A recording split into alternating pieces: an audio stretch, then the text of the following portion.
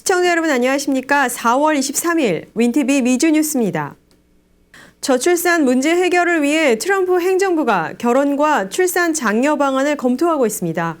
아이를 낳은 여성에게 $5,000를 지급하는 베이비 보너스 지급 방안도 포함되어 있습니다. 김승재 기자의 보도입니다. 미국도 저출산 문제 해결을 위한 정책 마련에 고심하고 있습니다.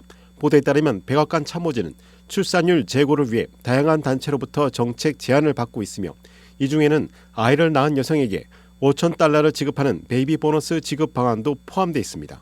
이런 정책이 실제로 시행될지는 미지수지만 JD 벤스 부통령, 일론 머스크 등 트럼프 진영 주요 인사들이 출산율 문제에 관심을 보이고 있고 트럼프 전 대통령 역시 관련 정책을 차기 의제로 삼을 가능성이 있는 것으로 알려졌습니다. 시온 더피 교통부 장관은 출산율과 혼인율이 높은 지역에 교통 예산을 우선 배정하겠다고 밝혔는데 그는 자녀 9명과 형제자매 10명을 둔 다자녀 가정 출신입니다.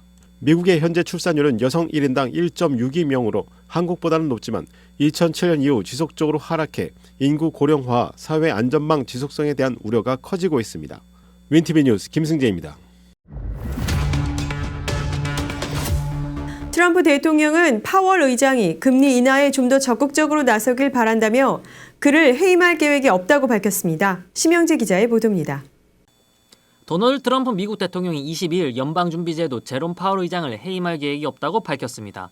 트럼프 대통령은 이날 백악관에서 열린 행사 후 기자들과 만나 파월 의장이 금리 인하에 좀 더 적극적으로 나서길 바란다며 하지만 그를 해임할 의도는 없다고 말했습니다. 이는 백악관 내부에서 파월 의장 해임 여부를 논의 중이라는 일부 보도를 일축한 것입니다. 트럼프 대통령은 지금이야말로 금리를 인하할 완벽한 시점이라며 연준의 조속한 조치를 거듭 요구했습니다. 파월 의장이 금리를 내리지 않으면 어찌하겠느냐는 질문에 그렇지 않다며 임기를 끝까지 보장할 뜻을 내비쳤습니다. 파월 의장의 임기는 내년 5월까지입니다. 시장에서는 트럼프가 해임을 철회한 배경에 연준의 독립성을 존중하는 참모진의 조언이 있었던 것으로 보고 있습니다. FT는 스콧 베센트 재무장관의 영향력이 작용했을 가능성을 언급하며 해임이 시장에 큰 혼란을 초래할 수 있다는 점이 고려됐다고 전했습니다. 한편 트럼프 대통령은 중국에 부과한 145% 관세가 너무 높다며 대폭 낮추겠지만 0%는 아니다라고 말했습니다. 그는 지금은 미국의 황금기이며 중국도 그 일부가 되길 원하고 있다며 무역 협상에 강경한 입장을 유지했습니다.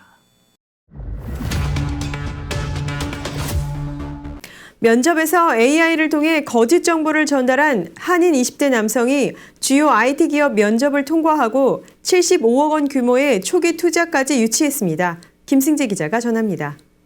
미국에 거주하는 20대 한인 청년이 자신이 개발한 인공지능 도구를 활용해 아마존과 메타 등 주요 IT 기업 인턴 면접을 통과하고 이를 바탕으로 창업한 스타트업으로부터 약 $500만 규모의 초기 투자를 유치해 주목받고 있습니다. 그러나 이 AI가 부정행위를 가능케 한다는 점에서 윤리적 논란도 커지고 있습니다. 22일 언론 보도들에 의하면 21살 한인 청년 로이 리와 공동 창업자 닐 샨무감이 설립한 스타트업 클루엘리가 $530만 시드 투자를 유치했다고 보도했습니다. 클루엘리는 시험, 면접, 영업활동, 전화통화 등 다양한 상황에서 실시간으로 사용자에게 정보를 제공해 상대방을 속이는 데 도움을 주는 AI 도구입니다. 이 AI에는 브라우저에 보이지 않는 창을 띄워 질문이나 답변의 요약 정보를 즉시 제공하며 외부에서는 이 창을 볼 수가 없어 탐지가 어렵습니다. 이 기술을 활용해 메타와 아마존 등 주요 테크 기업의 면접에서 코딩 문제를 실시간으로 해결하는 데 성공했고 실제 오퍼까지 받은 것으로 알려졌습니다. 그는 이 과정을 영상으로 촬영해 공유했으며 이 영상이 퍼지자 아마존 측이 문제를 제기했고 다니던 컬럼비아 대학교는 그에게 1년 정학 처분을 내렸습니다. 결국 그는 자퇴 후 본격적으로 스타트업 운영에 나섰습니다. 로이 리는 최근 자신의 SNS를 통해 클루엘리가 출시됐다며 모든 것을 속이자는 문구를 올려 논란을 더욱 키웠습니다. 그는 AI 활용 사례로 레스토랑에서 상대방과 대화 중 나이와 예술 지식에 대한 실시간 정보를 바탕으로 거짓말하는 시연 영상을 공유하기도 했습니다. 이에 대해 클루엘리 측은 예전에 부정행위로 간주되던 도구들이 오늘날에는 계산기나 맞춤법 검사기처럼 보편화됐다며 자사의 기술도 점차 일상적인 도구로 받아들여질 것이라고 주장했습니다. 하지만 AI를 통해 거짓 정보를 전달하거나 평가 시스템을 오해하는 방식이 사회적으로 허용 가능한지에 대해서는 여전히 논쟁이 이어지고 있습니다. 윈티비 뉴스 김승재입니다. 일론 머스크는 테슬라의 실적 발표 회의에서 앞으로 정부 효율성 부서 투입에 시간을 크게 줄인다고 밝혔습니다. 심영재 기자가 전합니다. 테슬라가 2025년 1분기 자동차 부문 매출에서 전년 대비 20% 가까운 감소를 기록하며 부진한 실적을 보였습니다. 전기차 판매로 139억 7천만 달러의 매출을 올렸으나 지난해 같은 기간보다 크게 줄었습니다. 전체 매출은 193억 달러로 9% 감소했고 차량 인도량도 32만 3,800대로 작년 동기 대비 16% 줄었습니다. 머스크는 실적 발표 회의에서 자신이 주도해온 정부 효율성 부서에 투입하는 시간을 크게 줄이겠다고 밝혔습니다. 도지는 트럼프 2기 행정부 초기 머스크가 참여한 프로젝트로 최근 시위와 논란의 중심이 됐습니다. 테슬라는 모델 Y 업데이트와 판매 장려책, 평균 판매가 하락 등이 실적 악화의 원인이라고 설명했습니다. 반면 에너지 저장 발전 부분은 67% 성장해 27억 3천만 달러를, 서비스 부분은 15% 증가한 26억 4천만 달러를 기록했습니다. 순이익은 71% 감소한 4억 900만 달러였고 희석주당 순이익은 27센트로 40% 하락했습니다. 영업이익률도 2.1%로 감소했습니다. 테슬라는 정치적 분위기 변화와 무역정책의 불확실성이 자동차 에너지 시장에 부정적인 영향을 미치고 있다며 향후 성장 속도는 자율주행 기술 발전과 생산 속도, 거시경제 환경에 따라 달라질 것이라 전망했습니다. 한편 테슬라는 올해 상반기 중 저가 전기차를 포함한 신차 생산을 계획 중이라고 밝혔습니다. 보건복지부 장관이 자폐증의 원인 증가를 유전이 아닌 환경 요인에서 찾아야 한다고 발언해 논란이 되고 있습니다. 보도에 김승재 기자입니다. 로버트 F. 케네디 주니어 미국 보건복지부 장관이 자폐 스펙트럼 장애 ASD의 원인을 환경 독소로 지목하며 예방 가능한 전염병이라고 주장해 논란이 일고 있습니다. 케네디 장관은 16일 기자회견에서 자폐증의 증가 원인을 유전이 아닌 환경 요인에서 찾아야 한다며 곰팡이, 식품 첨가물, 부모의 비만 등과 관련성을 조사하겠다고 밝혔습니다. 그는 유전자는 전염병을 만들지 않는다 환경 독소가 필요하다고 강조하며 자폐아의 상당수가 2살 무렵 외부 요인으로 퇴행한다고 주장했습니다. 이 같은 발언은 질병통제예방센터 CDC 연구 결과와 배치됩니다. CDC는 자폐 발생률 증가의 원인으로 진단율의 증가, 인식 개선, 서비스 접근성 향상, 정의 확대 등을 꼽고 있습니다.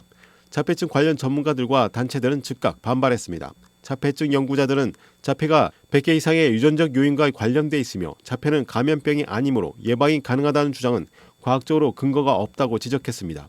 에릭 폼본 오리건대 명예교수는 케네디 장관의 발언을 말도 안 되는 소리라고 비판했고 CDC 연구자 조슈아 암바르 교수는 자폐는 전염병이 아니며 예방책도 없다고 선을 그었습니다. 한편 케네디 장관은 자폐증이 가족을 파괴한다고 표현하며 자폐아들이 세금을 내지 않고 직업을 가지지 않으며 야구나 시쓰기, 데이트도 하지 못한다고 발언해 추가적인 비판을 받았습니다. 이에 대해 미 자폐증 협회의 크리스틴 로스는 자폐를 둘러싼 다양성과 가능성에 대한 논의 없이 편견과 낙인을 강화했다고 지적했습니다. 윈티비 뉴스 김승재입니다. 트럼프 행정부의 관세 정책으로 경기 침체에 빠질 가능성은 90%에 달한다는 의견이 월가에서 나왔습니다. 보도에 심영재 기자입니다. 트럼프 행정부의 관세 정책이 지속될 경우 미국 경제가 심각한 경기 침체에 빠질 수 있다는 경고가 월가에서 확산되고 있습니다. 21일 CNBC에 따르면 글로벌 투자회사 아폴로 글로벌 매니지먼트는 현재 정책이 유지된다면 미국이 경기 침체에 빠질 가능성은 90%에 달한다고 밝혔습니다. 토로스텐 슬록 아폴로 수석 이코노미스트는 고객들에게 보낸 서한에서 트럼프 행정부의 정책 방향이 미국 경제의 향방을 결정지을 것이라고 지적했습니다. 슬록은 특히 관세 정책이 철회되지 않으면 미국 국내 총생산이 약 4%포인트 감소할 것으로 전망하며 두 분기 연속 마이너스 성장이 나타날 가능성이 높다고 밝혔습니다. 이는 곧 경기 침체의 전형적인 징후로 해석되고 있습니다. 그는 대중국 관세가 특히 중소기업에 큰 타격을 줄 것으로 경고했습니다. 소규모 업체들은 늘어난 비용을 감당할 여력이 없기 때문에 이로 인해 소매업체들을 중심으로 연쇄 파산 사태가 벌어질 수 있다고 전했습니다. 중소기업의 위기는 곧 미국 고용시장 전반에도 영향을 줄 수 있습니다. 슬록은 미국 고용의 약 80%는 종업원 수 500명 미만의 중소기업에서 발생한다며 이 부분의 붕괴는 고용 위축과 소비심리 악화로 직결될 수 있다고 설명했습니다.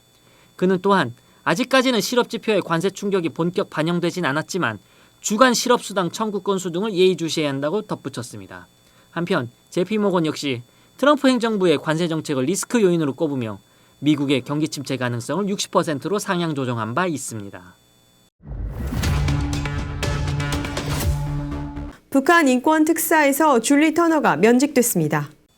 미국 국무부가 트럼프 2기 정부의 정책 기조에 따라 민주주의 및 인권 담당 조직을 대폭 축소하는 조직 개편을 추진하는 가운데 국무부의 북한 인권 특사가 다시 공석 상태가 된 사실이 22일 뒤늦게 확인됐습니다. 6년간의 공석 끝에 지난 2023년 북한 인권 특사로 임명됐던 줄리 터너 대사가 트럼프 정부 출범 이후 특사직에서 면직된 데 따른 것입니다. 국무부에 따르면 터너 대사는 트럼프 정부 출범 이후 민주주의, 인권, 노동부에서 부차관보 직무대행으로 근무하고 있습니다. 터너 대사는 상원 인준 등의 절차를 거쳐 2023년 10월부터 1월까지 대북인권 특사를 지냈으나 정권 교체 이후 특사직에서는 물러났습니다. 터너 대사의 북한 인권 특사 면직은 트럼프 정부 출범에 따라 정부 내에 있던 각종 특사가 일제히 정리되면서 같이 진행된 것이라고 전해졌습니다. 새 정부 출범에 따라 전임 바이든 정부에서 임명되거나 신설됐던 특사들이 정리된 셈입니다. 트럼프 대통령이 대외 정책에서 인권 문제를 중시하지 않는다는 점에서 첫 재임 때처럼 특사직이 계속 공석으로 남을 가능성도 적지 않은 상태입니다. 한 외교소식통은 트럼프 대통령이 대북 특사를 포함해 기존 특사직에 새로운 사람을 임명할 수도 있지만 아무도 임명하지 않을 가능성도 있다고 말했습니다. 앞서 국무부 민주주의, 인권, 노동국, 동아태 담당 과장이었던 터너 대사는 2023년 1월 바이든 당시 대통령에 의해 북한 인권 특사로 지명됐습니다. 터너 대사의 지명 전까지 북한 인권 특사는 6년간 공석으로 있었습니다. 2017년 1월 첫 집권한 트럼프 대통령이 그 당시 퇴임한 로버트 킹 특사 후임을 임명하지 않은 데다 바이든 정부에서도 임명이 지연됐기 때문입니다. 북한 인권 특사는 2004년 10월 발효된 북한 인권법에 따라 처음 만들어진 자리입니다. 로컬 뉴스입니다. 글렌뷰 자신의 집 현관에서 무장 강도와 맞닥뜨린 부부의 모습이 부부의 현관 카메라에 잡혔습니다. 글렌뷰에 거주하는 한 부부가 집 현관에서 강도를 당했습니다. 지난 21일 밤 그레고리 포울로스와 부인 앤지 벨토스 포울로스는 집으로 들어가는 순간 무장 강도와 맞닥뜨렸습니다. 강도의 요구에 따라 셀폰을 던져주고 아예 양복 자켓까지 벗어줬습니다. 현관에 부착된 감시 카메라에는 밤 10시경에 발생한 강도 행각이 생생하게 찍혀 있습니다. 이들 부부는 당시의 일은 정말 믿기지 않는다며 그래도 다치지 않고 유괴되지도 않고 살아있다는 것 자체에 너무 감사한다고 전했습니다. 그리고 당시 강도가 원한 것은 모든 것을 넘겨주었다고 회상했습니다. 물건을 탈취한 강도는 이들 부부에게 땅바닥에 누워 얼굴을 땅으로 돌려 엎드리라고 지시했는데 이 마지막 장면은 감시 카메라에 찍히지 않았다고 부부는 덧붙였습니다. 뉴스를 마칩니다. 시청해주신 여러분 고맙습니다.